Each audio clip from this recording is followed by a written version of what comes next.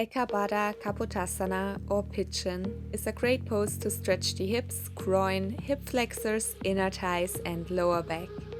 In general, open hips improve posture, alignment and overall flexibility.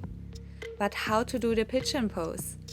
Get into a tabletop position, bring the right knee forward between the arms and rest the lower leg pelvis on the floor. The lower leg is bent toward the thigh. Plant the back foot and lift the knee off the floor to create length. Lower the knee back down and let the foot slide out to the back. Bend the torso forward over the bent leg.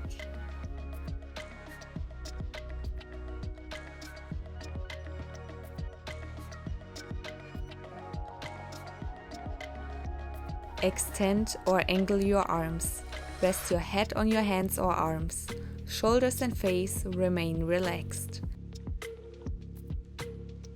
To release the position, push up slowly and gently with your hands.